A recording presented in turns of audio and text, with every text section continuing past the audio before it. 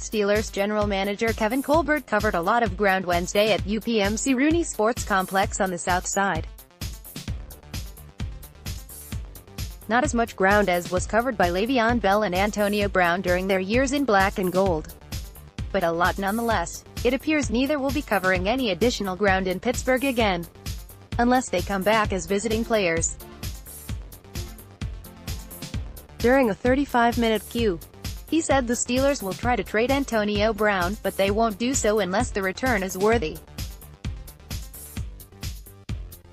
He also stood by his quarterback, put his kicker on notice and left some questions open regarding a former first-round draft choice.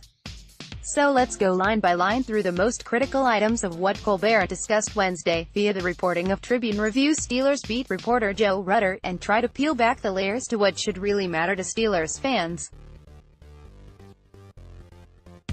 Le'Veon Bell. The most important development of the day is that Colbert said the Steelers wouldn't place a franchise tag or transition tag on their former All-Pro running back.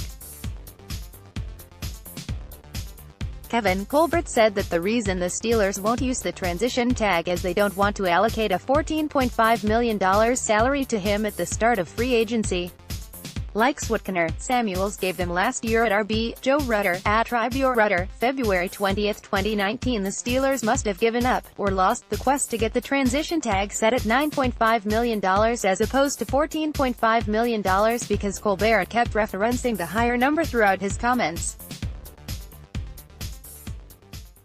Regardless of cost, whether it's $14.5 million or $14.50 in pocket change, this is the right move. As we've said before, turning Bell loose into unrestricted free agency is the right call at this point.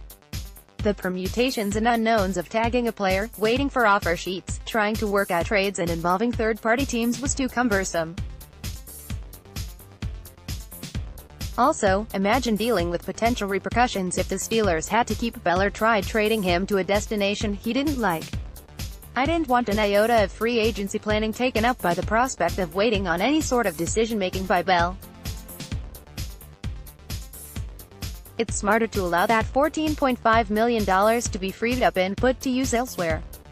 The hassles and uncertainty of waiting out a tag process with Bell were too risky and may not have resulted in better compensation than the 2023 third-round pick they are assured of now, anyway.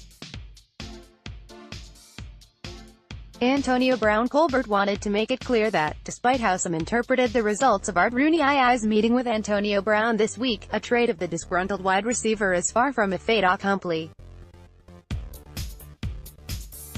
Kevin Colbert on trade talks for AB. By no means will we make a trade or any move that will not be beneficial to the Pittsburgh Steelers organization. If Colbert doesn't get what he wants, we'll cross that bridge when we get to it. Joe Rutter, at Rutter, February 20, 2019 asked if there is a chance Antonio Brown can return to the Steelers. Kevin Colbert said, "I don't think any relationship is irreparable." Joe Rutter, at Rutter, February 20, 2019 If you are like me and you want AB gone regardless of the value in return, don't worry. These quotes are just Colbert making sure other general managers know they aren't going dumpster diving here. He's just trying to prime the pump on the trade market. Brown will be gone by the start of the season.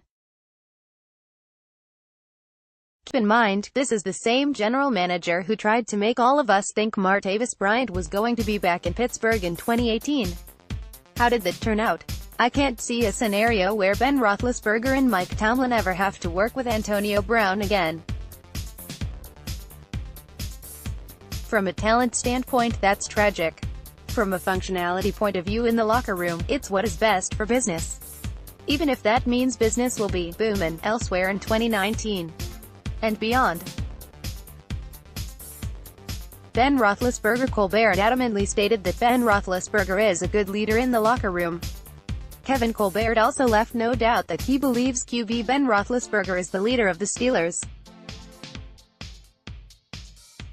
No question Ben is the leader and no question other guys have to fill in the blanks. Joe Rutter, at Rutter, February 20, 2019 Responding to concerns that Roethlisberger airs out his teammates in the media too often, Colbert went on to say, "He can call me out. Come to think of it, Kevin, he already did." Remember how he reacted to the drafting of Mason Rudolph last spring? I've long been of the opinion that the criticism of Roethlisberger in the Brown matter has been blown out of proportion. It's blame-shifting. True, Roethlisberger did a lousy job in the wake of the Denver loss by calling out other players without focusing blame on himself enough. Typically, in public anyway, he doesn't do that. Unless he was talking about Todd Haley. Then all bets were off. Tim Benz is a Tribune Review staff writer. You can contact Tim at tbenz@tribweb.com or via Twitter. All tweets could be reposted. All emails are subject to publication unless specified otherwise. Categories: Sports, Steelers, Tim Benz Breakfast with Top Stories.